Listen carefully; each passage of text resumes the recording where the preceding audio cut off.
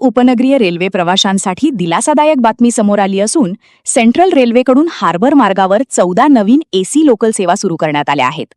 1 मे पासून या नव्या सेवा कार्यान्वित झाल्या असून काही नॉन एसी लोकलच्या जागी आता एसी लोकल धावणार आहेत.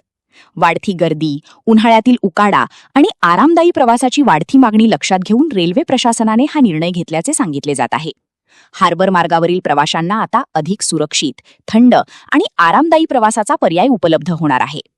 रेल्वे अधिकाऱ्यांच्या माहितीनुसार एसी लोकल सेवांना प्रवाशांकडून चांगला प्रतिसाद मिळत असून भविष्यात या सेवांचा आणखी विस्तार करण्याची तयारी सुरू आहे. पीक आवरमध्ये मोठ्या प्रमाणावर होणारी गर्दी कमी करण्यासाठी आणि प्रवाशांचा प्रवास अधिक सुसह्य करण्यासाठी या सेवांचा उपयोग होणार असल्याचे प्रशासनाचे म्हणणे आहे. आधुनिक सुविधा, स्वयंचलित दरवाजे आणि अधिक सुरक्षित प्रवासामुळे एसी लोकल सेवांकडे प्रवाशांचा कल वाढताना दिसत आहे.